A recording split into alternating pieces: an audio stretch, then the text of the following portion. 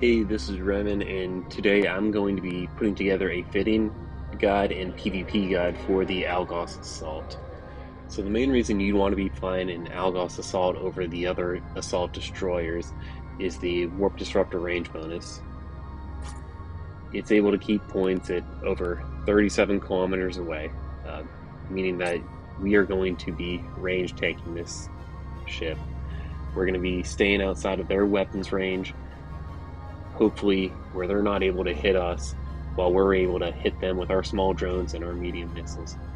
To help also accomplish this, we have the Tracking Disruptor E-War in the mid slots. Next, I want to move up into the high slots. You see that I have medium missiles fitted. These are the only weapons platform that you can fit onto the Algos in the high slots that are going to be able to hit their target at range kiting. You do have to remember that these missiles will not apply well to anything cruiser and below. This makes the battle cruiser and battleships your primary targets that you're looking to gank in this ship. Moving into the low slots, we have a damage control unit.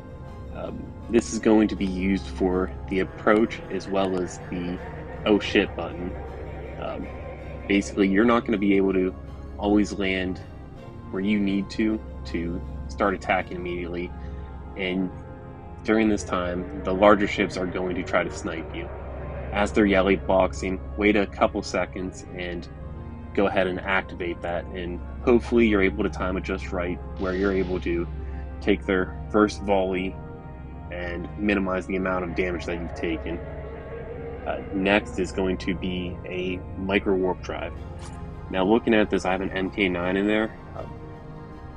With the medium missiles up in the high slot, you're going to be crammed for power grid. If you need to, drop this down to an MK3. Speed is not the point of this build. It helps, but the difference between a MK3 and an MK9 is minimal. Lastly, we have a capacitor battery. Using tracking disruptors in a microwave drive on this ship are going to be taxing on your capacitor. Not only that, if the enemy ship has a neutralizer, you're going to be fighting to keep your capacitor up the entire time. Next, I'm going to be taking a look at the rigs that I have in. I have the standard damage rigs that you would expect. So 2 drone speed augmenters and 1 drone firepower augmenter. Moving into the engineering rigs, I put in 3 ancillary power grid readers.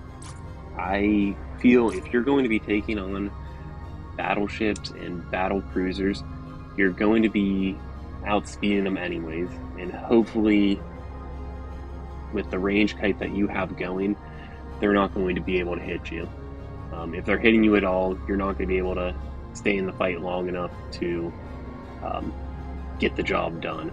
So to help speed up how fast we can take these ships down, we're going to maximize that power grid. If you have any power grid left, I would recommend upgrading your medium missiles to whatever will fit in. Lastly, I chose to go with the Breeze 2 nanocore. The reason for this is we're going to be using drones of all the same damage type to try to max out our damage on the Breeze core. Opening this up, you can see that the 2 choices that it gives you are going to be the thermal damage and the kinetic damage. I think it really boils down to is if you're going to expect to see ships that are shield tanked or armor tanked. If you don't know, I think the safer choice is to go with the drone thermal damage.